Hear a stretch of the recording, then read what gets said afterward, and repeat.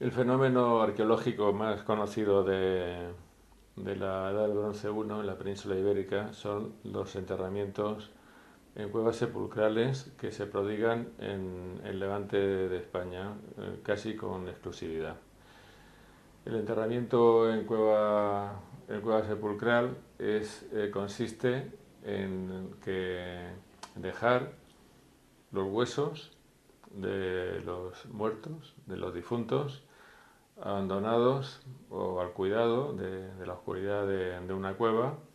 con una apariencia de lo que se llama el rito del segundo enterramiento. El rito del segundo enterramiento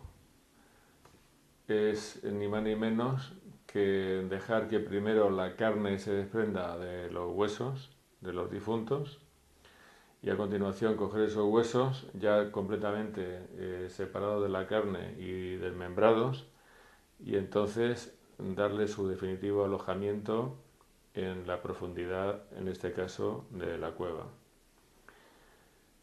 Hay algunos arqueólogos que son del parecer de que el enterramiento en cueva sepulcral,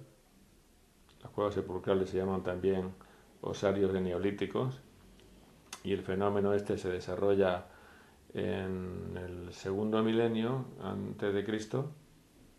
al principio del segundo milenio antes de Cristo, son de la opinión de que el enterramiento en cuevas sepulcrales u osarios neolíticos sería propio de las capas más desfavorecidas de la sociedad y que en cambio los más poderosos y los más ricos tendrían reservado para ellos el enterramiento en los monumentos megalíticos, que son mucho más aparatosos y por lo tanto mucho más caros de construir. Esto está muy bien como opinión, pero no creo yo que tenga mucho sentido porque aunque se comparte el ámbito cronológico, no se comparte el ámbito geográfico. Es decir, que los monumentos megalíticos están dispersos por el Pirineo, por el norte, por el País Vasco y también por Andalucía, especialmente en torno a la ciudad de Antequera y luego en Huelva también con el dolmen del Romeral. Son monumentos megalíticos muy grandes. Entonces no tiene nada que ver una cosa con la otra. Yo creo que en unas partes de la península ibérica se hacía de una forma y en las otras se hacía de la otra. No tiene nada que ver. Y luego también porque hay que tener en cuenta que la finalidad que se persigue o el simbolismo que encerraba este tipo de enterramiento pues no cambia. La única diferencia, eso sí, claro, lo comprendo, que es que hay en un caso hace falta una obra costosísima y en el otro, pues la verdad es que lo único que hay que hacer es dejar ahí los huesos dentro de una cueva, pero cuando digo que no cambia, es que no cambia porque en los dos casos el objetivo que se quiere cumplir es el de introducir los huesos, en este caso, no el cuerpo, sino los huesos, lo más posible profundamente dentro de la Tierra, porque la profundidad de la Tierra, y más en concreto la montaña hueca, es en la cosmogonía primitiva, lo sé por otros trabajos que he hecho y cosas que he escrito, el- la Tierra original, o mejor dicho, es el ámbito espacial de donde nació la Tierra, de donde nació la vida y de donde creció y se dispersó absolutamente todo. Y una cosa que no se ve a simple vista, pero que es así, es que los dólmenes, que ya estudiamos todos en el colegio, que dolmen es una palabra que significa mesa, los dólmenes que tienen esta forma de mesa, como esta mesa, en realidad son la estructura desnuda que ha quedado de lo que fue en su momento un túmulo funerario. Un túmulo es una montaña, una colina artificial eh, que se quedó como la vemos, ni más ni menos que por obra y gracia de unos señores muy simpáticos, que son los buscadores de tesoros, porque en todas las tradiciones orales y las creencias populares, esos sitios eran sitios donde había tesoro, donde había mucho oro oculto y enterrado, y nos podemos imaginar la intensidad de la búsqueda si comprobamos que no han dejado ni un grano de arena del túmulo funerario, de tanto buscar. Entonces, la diferencia que puede haber entre el enterramiento, la diferencia que puede haber entre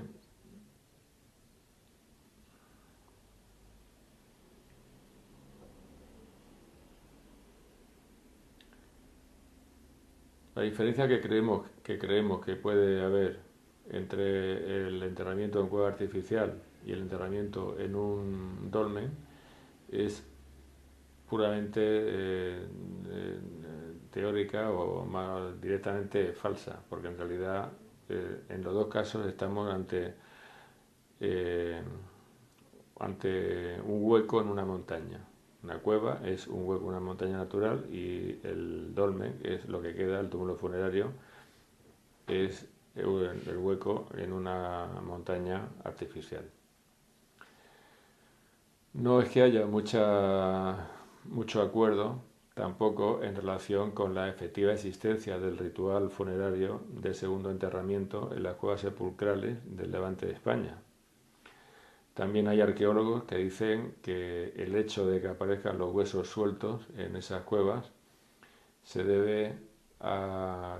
la acción de los animales o a la acción de la corriente de agua y que eso no tiene nada que ver con un rito de segundo enterramiento. Lo que pasa es que, bueno, pues el Javier García del Toro, el arqueólogo de la Universidad de Murcia, escribe en un artículo que eso no es así y que él lo sabe porque a él, yo creo que se refería a la cueva de los Alcores, que la estaba excavando con Pedro Lillo, que ya murió Pedro, cuando yo estaba allí, la cueva de los Alcores, en Murcia. Dice que se encontró una punta de flecha dentro de un cráneo. Claro, esto es imposible que suceda si la historia que nos quieren contar es que ahí se depositaron los cadáveres, se descarnaron y después se quedaron los huesos sueltos, se perdieron los tendones que los unían y luego llegaron los animales a desordenarlos. Pues no es así. Luego también hay que tener en cuenta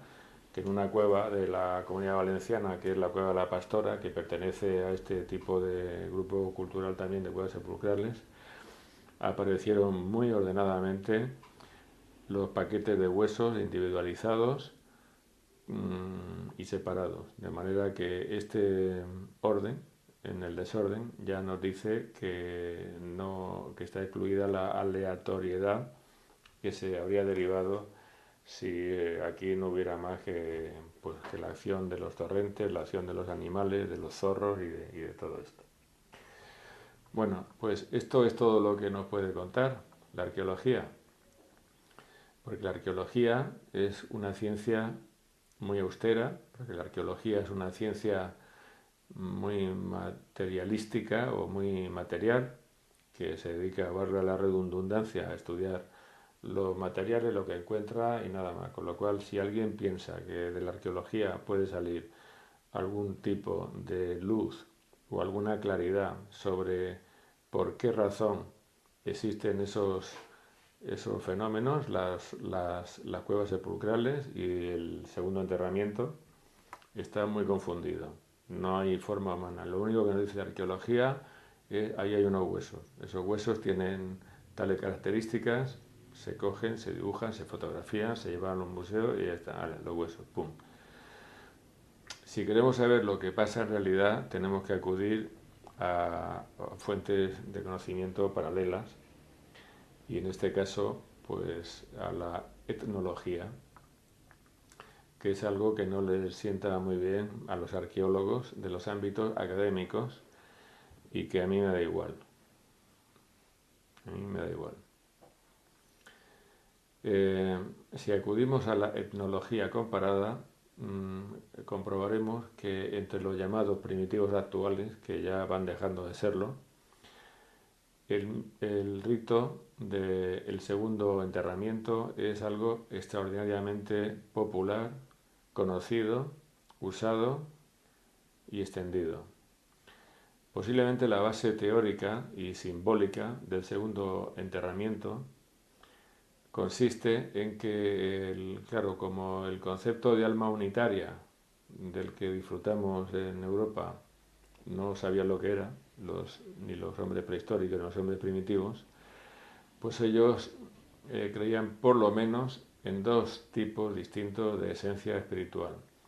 Una esencia espiritual que estaba vinculada a la carne, a los tejidos y a los fluidos,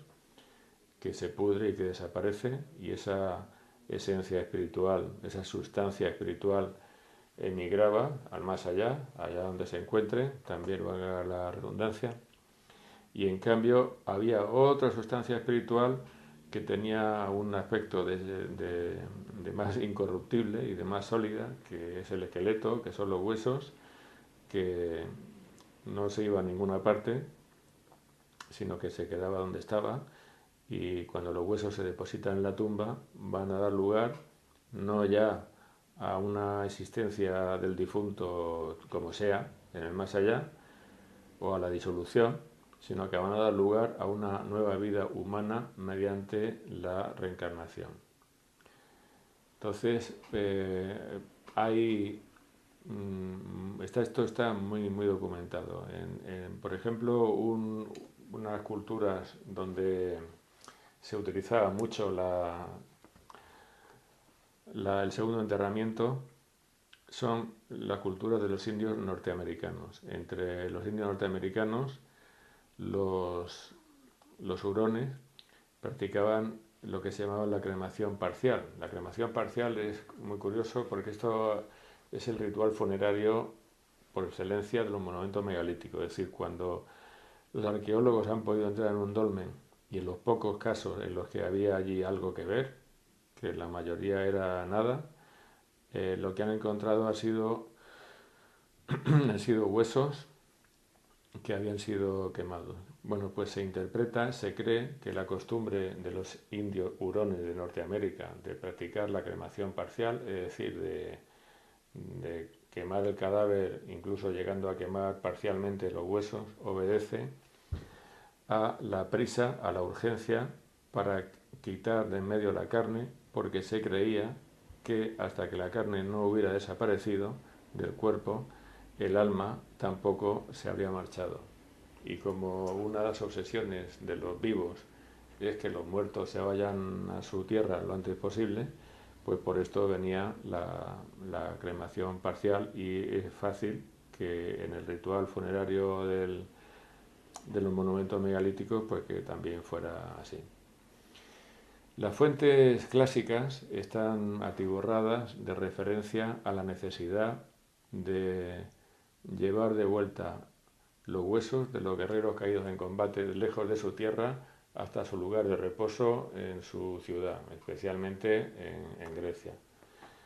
Y aquí, por ejemplo, pues Homero pone en boca de Néstor la inquietud de que es necesario llevar los restos del Patroclo, los huesos, después, porque el ritual funerario griego era también un ritual de incineración, como buenos indoeuropeos, de vuelta a Grecia para que descansaran en Grecia tranquilamente. Y también sabemos que cuenta Herodoto, tengo aquí esto apuntado, que los huesos de Orestes fueron llevados desde Tegea de vuelta hasta Esparta, y también sabemos por Plutarco que los huesos de Teseo también fueron llevados desde Ciros hasta la ciudad de Atenas. También sabemos que en Roma era costumbre que los soldados que morían fuera en combate, los legionarios, pues que sus compañeros hicieran llegar a la ciudad de Roma por lo menos un hueso, un hueso, para que ese hueso reposara en su lugar de origen con carácter definitivo. Y curiosísimamente, pues también sabemos otra cosa, que es que según he leído de la enciclopedia Religión y Ética, en Albania, en tiempos incluso contemporáneos, pues esto también se practicaba. O sea, cuando un albanés moría fuera de su tierra, se hacía todo lo posible por llevar, aunque solamente fuera un hueso, el que escribió la enciclopedia, el artículo ese, la Enciclopedia de Religión y Ética, decía, hombre, todo el esqueleto no, por problemas aduaneros obvios, pero un hueso sí.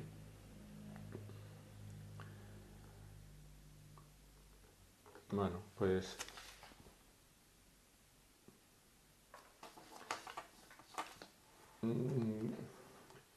el lugar definitivo de descanso de los huesos, pues depende de la cultura. Hay culturas que los dejan en la casa colgando del techo, de las chozas. Hay culturas que los llevan al cuello. Hay culturas que los ponen en los puntales de la choza. Y también hay muchas culturas como los indios choctaws de Carolina, en China también se hacía esto y en el Tíbet, que los cogen y los depositan en una jarra de cerámica especiales que son como podrían ser los vasos canopes, en donde se guardan las vísceras del difunto egipcio durante el trabajo de la momificación, pero en vez de estar dedicadas estas jarras a las vísceras, estaban dedicadas a la conservación de los huesos. Y a estos huesos de los antecesores, de los antepasados muertos, pues se les dan distintas utilidades. En algunos casos se utilizan como medio oracular para consultarles el futuro. También se utilizan como digamos, como genios sobrenaturales, protectores del umbral, protectores de algunos edificios y de algunas puertas. Esto lo vemos en las civilizaciones celtas. Los celtas eran cazadores de cabezas y entonces hay algún que otro templo celta que tiene embutido dentro del muro, en una puerta, creo recordar, un cráneo, y este cráneo, pues bueno, su finalidad era la de hacer de defensa espiritual y de defensa mágica frente a los invasores que venían con malas intenciones. En Níger y en Costa de Marfil también se hacía algo parecido, pero se hacía con el cráneo de un chimpancé. Y esto es muy curioso porque sabemos que el libro de los muertos recoge una serie de fórmulas que tiene que memorizar el difunto para su avance hacia la campiña de los juncos, hacia el más allá. Y una de las pruebas más difíciles es la del paso de las 7 puertas, porque en el paso de las 7 puertas, digamos que hay 3 genios que están asociados a cada una, 3 genios o 3 espíritus, están asociados a cada una de esas puertas, y el difunto egipcio tenía que conocerse de memoria los nombres de esos genios, de esos espíritus, y si no era capaz de recitarlos, pues no pasaba. Entonces, bueno, pues los huesos de los difuntos se utilizan ya finalmente, aparte de como medio oracular, pues se utilizan también a veces para la curación. El caso es que esto es muy común. Hay incluso una tribu en Australia que, según decía la enciclopedia, después de transportar el difunto durante un tiempo o durante una temporada, dejaban los huesos en lo alto de los árboles. Bueno, pues esto quiere decir que digamos que no sería disparatado interpretar que las cuevas sepulcrales del Mediterráneo, de la costa mediterránea, del Levante, obedecen a una creencia parecida que podría haber sido sustentada en el segundo milenio antes de Cristo a imagen y semejanza de estas otras creencias, de estos símbolos, de esta fe religiosa en la doble sustancia vital que hemos visto. Bueno, bien. Yo, cuando estaba en la universidad, pues hice una recopilación de cuentos. Estaba en quinto de historia y tercero de derecho y me fumé unas cuantas clases para hacer una recopilación de cuentos del campo de Cartagena que después fueron publicadas en el 1990 por la Universidad de Murcia en un volumen pequeño que se llama La Resurrección Mágica y otros cuentos del campo de Cartagena. Y entonces ahí yo encontré un cuento, un tipo de cuento, porque había dos, que curiosamente pues guardaban un parecido muy importante con todo esto que estamos hablando, porque también tenía que ver mucho con el trajín de los huesos. Y es el cuento tipo Pepito y Pepita o Periquitico y Periquitica, campo de Cartagena. Este cuento lo contó Josefa Sánchez, que era la madre de mi compañera de Derecho, María José Perales, que fue Josefa Sánchez, fue muy amable. Y entonces dice que hay dos hermanos, chico y chica, Pepito y Pepita, o Periquitico y Periquitica, y él es un chico joven e ingenuo, y hay en estas dos versiones que yo recogí, en una de ellas, la madre manda a la niña al campo para quedarse sola con él, con el hermano, y entonces aprovecha para meterlo dentro de la cazuela, cocinarlo, y después se lo comen en la comida de mediodía, al niño se lo come la madre y se lo come el padre, y la niña pues no lo prueba porque sabía que era su hermano. Hay otra variante según la cual hay una variante que es el niño que llegó el último, que está recogido en Riaza, porque la colección de Espinosa, que es una fantástica colección de cuentos de Castilla y León, pues también hay dos tipos del tipo este de Pepito y Pepita. En el niño que llegó el último, lo que le dice la madre a los niños es que se tienen que ir al campo y que luego tienen que echar una carrera para llegar a casa porque el primero que llegue le va a dar un premio. Entonces llega el niño y el premio era que lo mismo, que lo mete en la cazuela y lo cuece, lo hierve y después se lo comen. Bueno, entonces en relación a lo que sucede después de que han hecho esta comida, también hay variantes. Una variante, que es la que yo recogí, está muy cristianizada y no vale para mucho, que es que la niña recoge todos los huesos de su hermano y sale a la calle muy triste y llorosa, pasa una anciana, le pregunta qué le pasa, se lo explica y la anciana le dice: no te preocupes, lo único que tienes que hacer es coger el paquete de huesos, llevarlo a la terraza, extender todos los huesos con la forma de tu hermano y la Virgen le va a devolver la vida. Obviamente el cuento está cristianizado. Aquí hay una fortísima intrusión, pero no tan fuerte como en otras versiones que he visto, en donde cuando la niña está llorando en la calle, la vieja que pasa, la anciana que pasa, se limita a decirle que rece una salve. Si reza la salve ya está todo arreglado. Vale, una salve, pum, fuera, arreglado. A volver a la resurrección. Bueno, pero en las versiones más auténticas del cuento hay una intervención de el árbol. Hay una intervención del árbol. Porque lo que le dice la anciana, en esta versión más completa, a la niña, es que tiene que coger los huesos, tiene que reunirlos en un saco, en un pañuelo, tiene o bien, en algunas versiones, que enterrarlos en el jardín, o bien, en otra versión que he leído, introducirlos no sé cómo,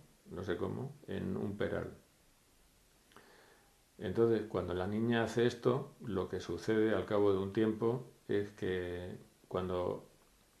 estamos ante el enterramiento de los huesos, pues que de ahí nace un árbol y luego en ese árbol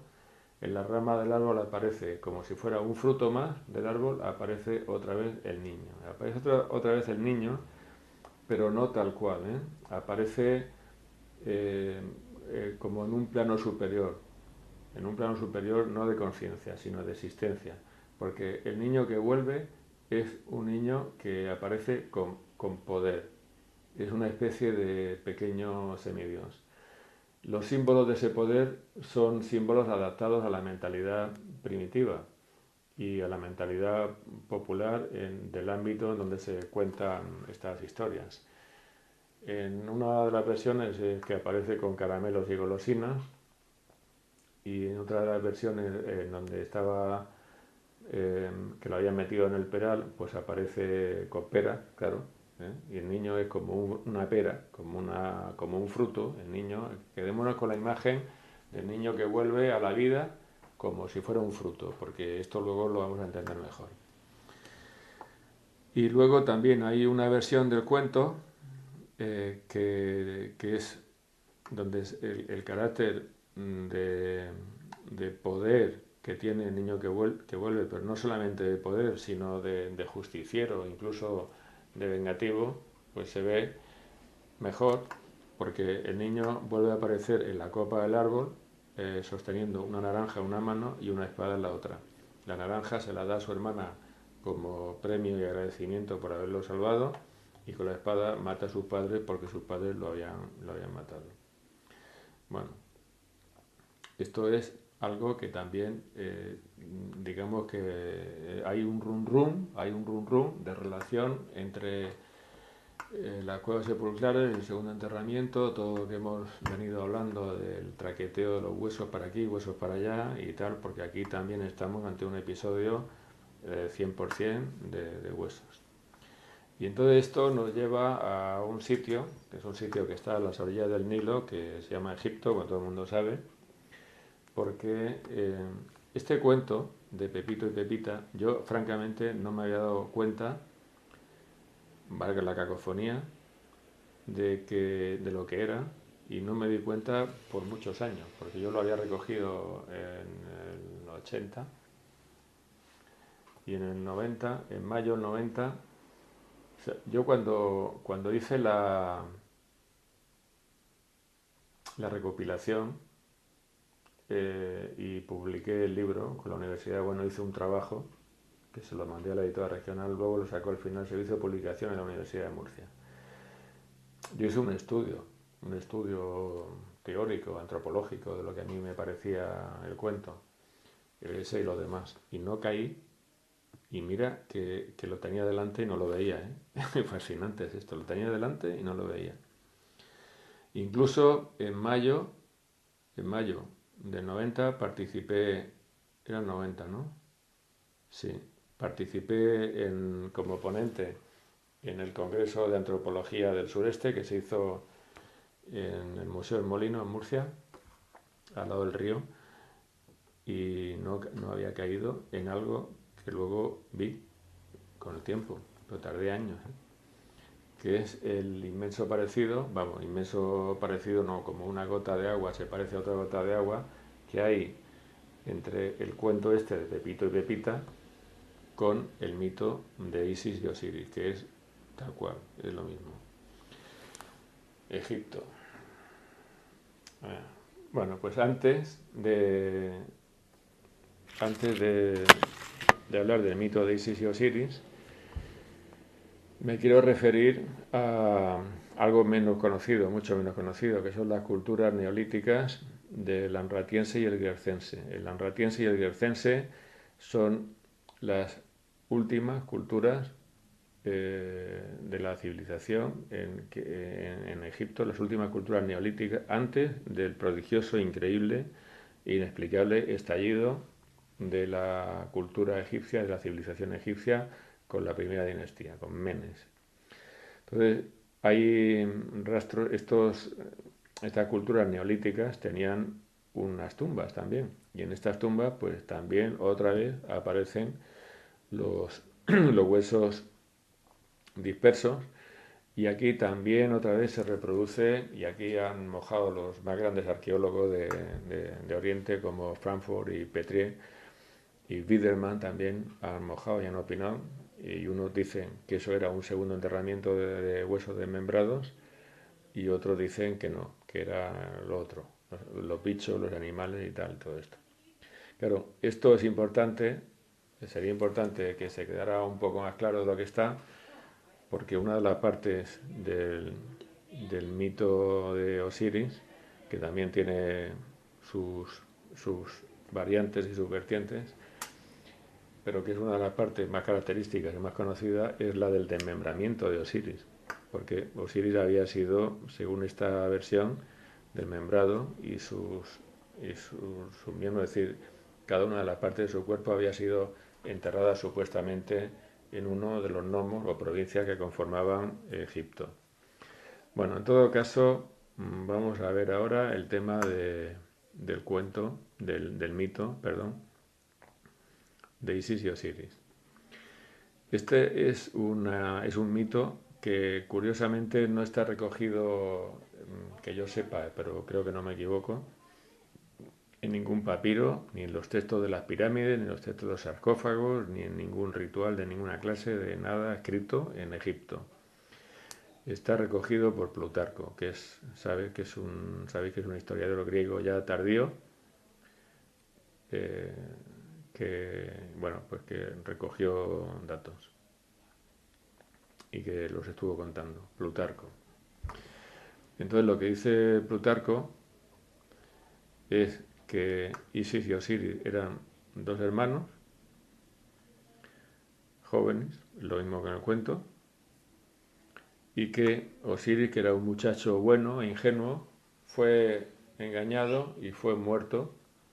con engaño y con traición por su otro hermano, que era Set,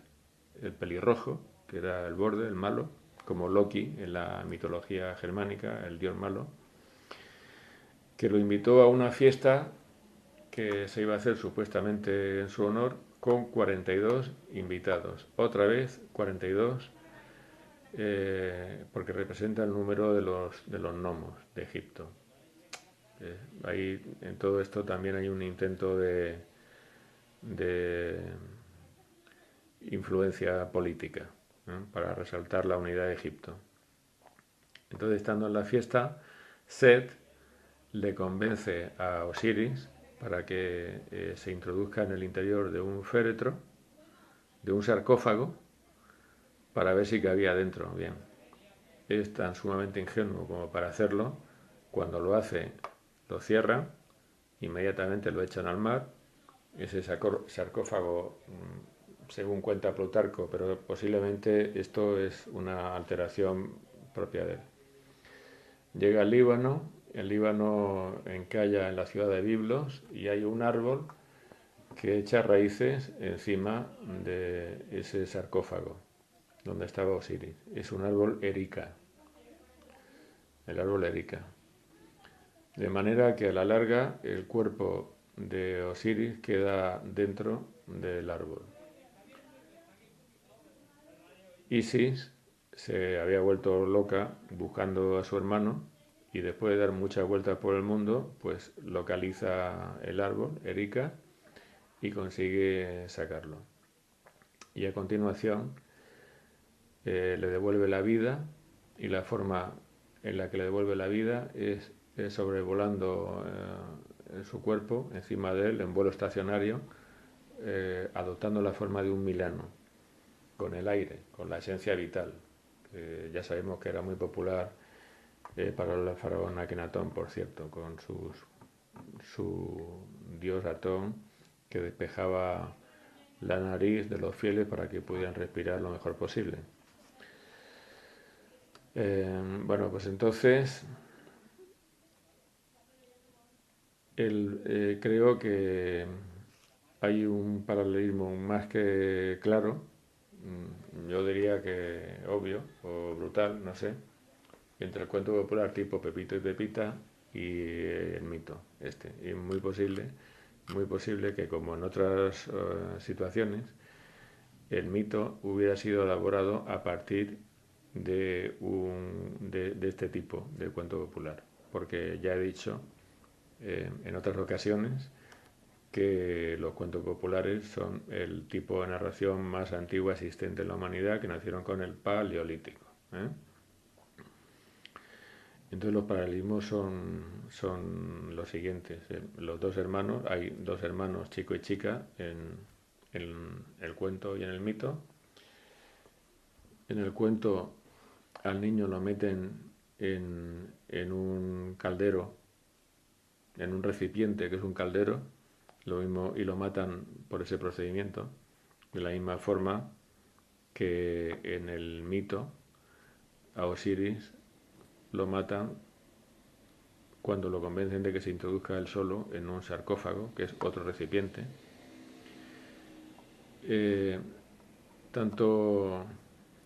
en un caso como en el otro caso nos encontramos con la implicación del árbol, con el héroe metido de una forma o de otra dentro del árbol y formando parte del árbol. El árbol lo incluye y lo rodea o viceversa. Y nos encontramos con que la hermana, que es fiel en todo momento, pues termina por rescatarlo. Entonces, yo creo que esto es algo absolutamente singular y la verdad es que lo digo con humildad tranquila y serena, pero lo digo. Yo creo que esto no lo ha visto absolutamente nadie. Esto de que el mito de Isis y Osiris provenga del cuento popular. Bueno, y entonces esto lo que sucede es que se relaciona mucho con unos trabajos que hizo Vladimir Prop, que es un teórico ruso que ha estudiado mucho y bien el cuento popular, que tiene un ensayo extraordinario que se llama El árbol sobre la tumba. En el árbol sobre la tumba, él lo que explica es que hay un ciclo constante de reencarnaciones y que una parte del ciclo constante de reencarnaciones es también lo que podríamos llamar el mito del nacimiento maravilloso o el mito de la Inmaculada Concepción desde el punto de vista de la antropología. Claro, no me meto yo aquí ahora con el Evangelio para nada. Entonces, él dice que hay una observación que hace el primitivo o el hombre prehistórico, da igual, que es que donde ha habido una batalla,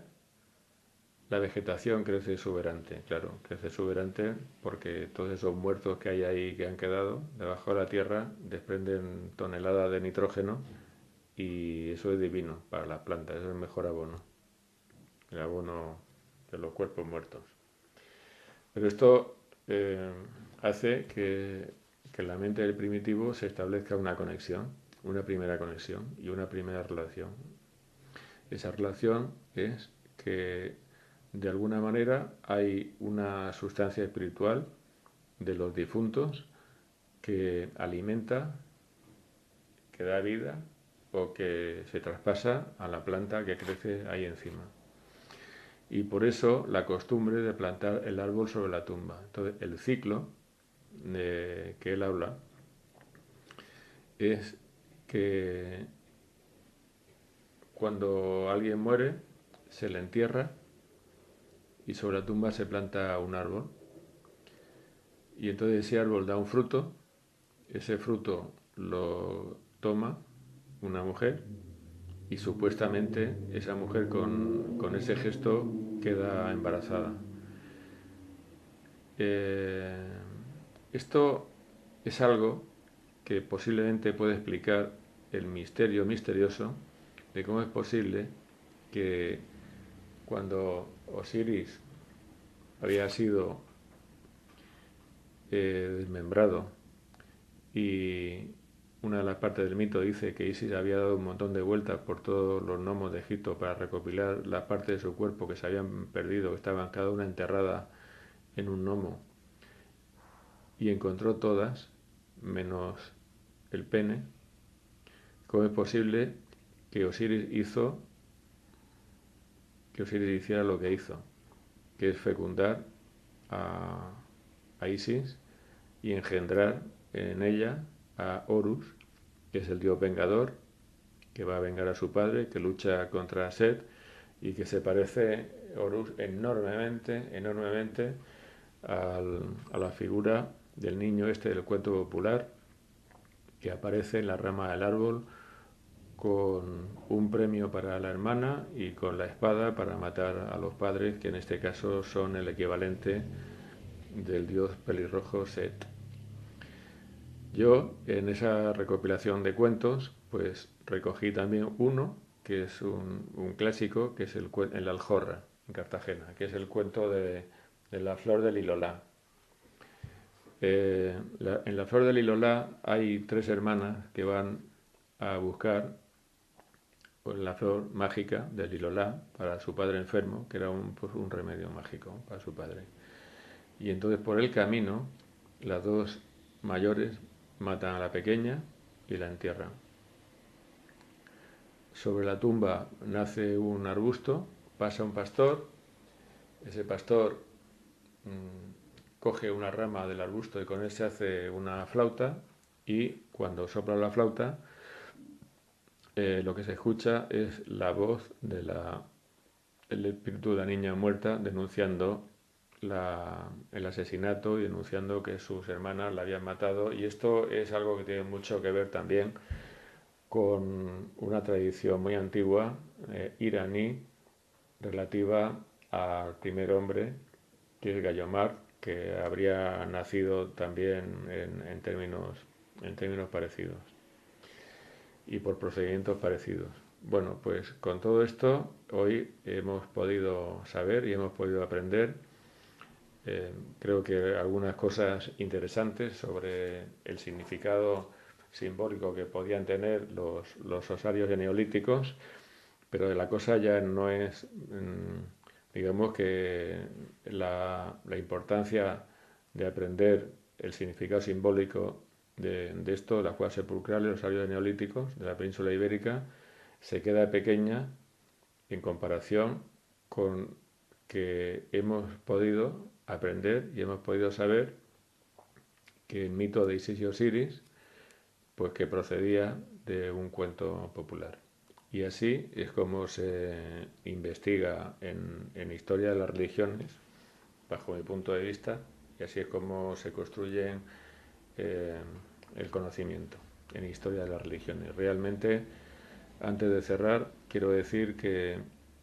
yo he leído todo lo que he podido, he relacionado, ya lo he dicho en otra conferencia de estas, todo lo que he podido. Pero hay una diferencia, digamos que si un químico quiere investigar, necesita un laboratorio. Si un físico quiere investigar, necesita un laboratorio. Si un biólogo quiere investigar, necesita un laboratorio y un montón de dotación económica, de todo, una subvención, un equipo de gente, todos con la bata blanca, allí con los guantes y todo,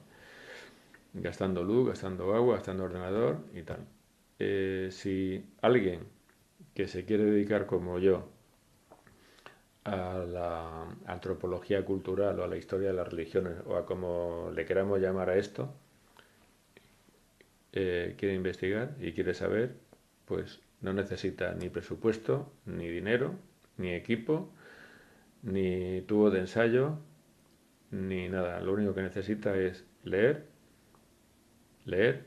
y leer mucho. Yo he leído muchísimos cuentos populares, muchísimos. Relacionar, deducir, interpretar y descubrir. Y ahí, queridos amigos míos, ahí es donde está la delicia, en el descubrir.